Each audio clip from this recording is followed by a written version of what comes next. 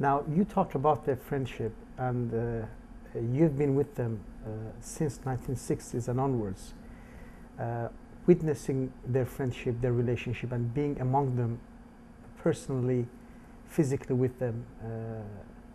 Now, as you know, there's a biography of David Bohm that is written, a book that is published, and it mentions of a rupture, of a tension, of a breakup of the relationship between these two great men. What was your experience? How did you see it? Is there truth to this? Well, the story I just told you took place in 1990. We were in Amsterdam in 1990. If there had been any rupture, there would certainly be discussion about it in what I just told you. The book that you're talking about refers to a rupture that took place before 1980. The writer of the book claims that by 1980, David Bohm had been decided that he had to step away from Krishnamurti, that what Krishnamurti was saying he no longer could go along with. And this is what the book says. And in fact, I believe it's in the paperback issue, that there are a number of letters that were written in January of 1980 by a gentleman I know, Fritz Wilhelm, who had been associated with Krishnamurti, and they're letters from David Bohm to Fritz that imply that I can't go along with what Krishnamurti is saying anymore. So these were used as proof. However, the date of those letters is January 1980, and there are just some letters. There's another letter that David wrote to Fritz, asking him please to destroy the letters because they would not be understood. And I can explain later why they would not be understood. However, the more important thing is that the writer of the biography said, this is proof. Well, as you know, and the reason that you and I met, there were a series of dialogues that took place between David and Krishnamurti that began in the 60s, went through the 70s. The third series began 3 months after this supposed rupture took place, and they became perhaps the most classic of the series, called The Ending of Time. And then after that, there were other dialogues.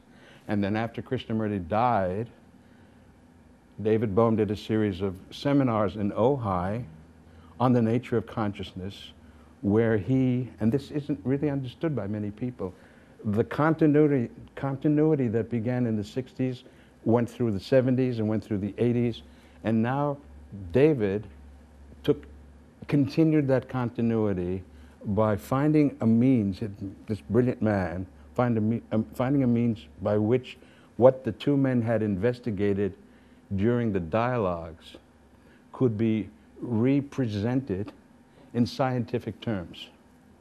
And it was done. So... But Bill, there was a moment in time where there was a separation. Absolutely. What caused that? There must, I mean, well, we have expressions says if there's no fire, there's no smoke. What happened? There must have been certain things. There is some truth to it, but what was behind it? With David Bohm, I think he went through a troubled time. Well, that's the point. And the biographer, Mr. Pete, this is David Pete's book, Infinite Potential, which was the biography.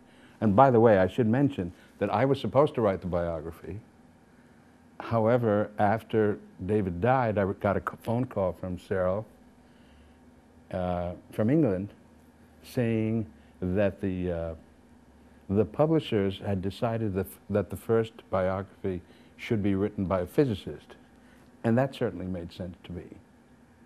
However, when the book came out, I had certain misgivings about it, and this being one of them. So let me explain what happened.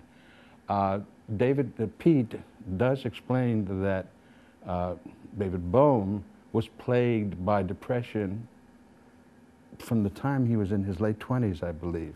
which had been inherited DNA from his mother, who would ultimately be institutionalized. But these periods of depression would come upon him sometimes without any warning. However, they could also be triggered.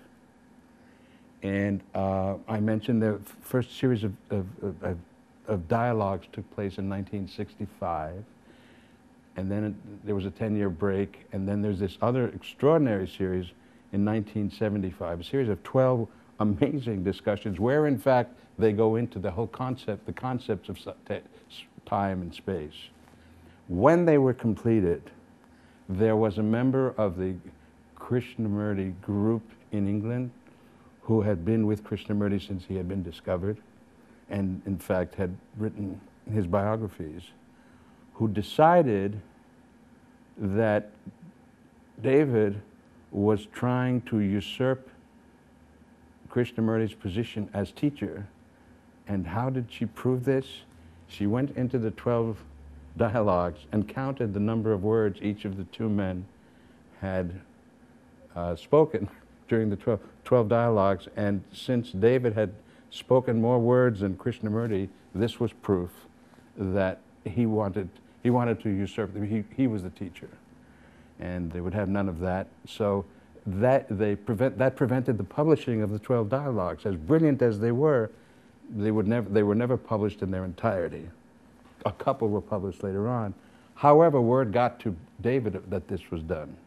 And remember, this is a very quiet, humble man, but he's also, you know, he's a human being and a great scientist.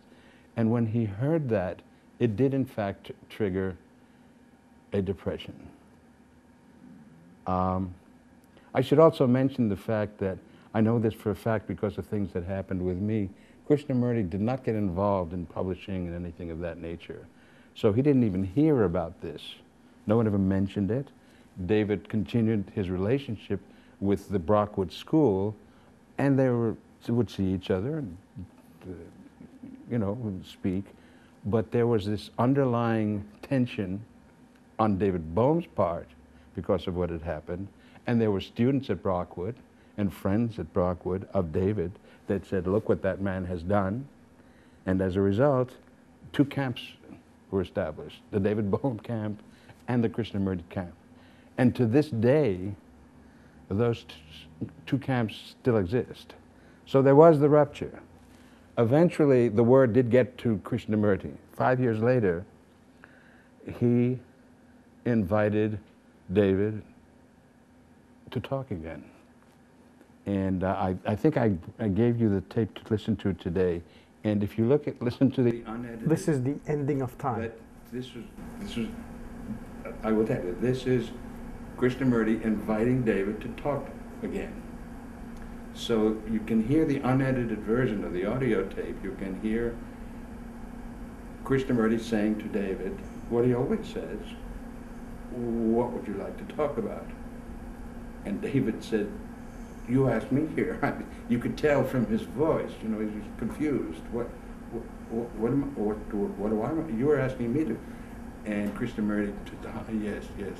And there's this long pause. A very long pause. Let's say about a minute and a half of quiet. Krishnamurti was searching for the words that would allow them to get into a conversation that, yes, perhaps there were problems, but how do we approach the problem that exists, that's actually the problem that exists throughout mankind, this whole relationship problem. So Krishnamurti finally found the question, sir, do you think perhaps mankind took a wrong turn? Sir, in history, do you think mankind at one point took a wrong turn?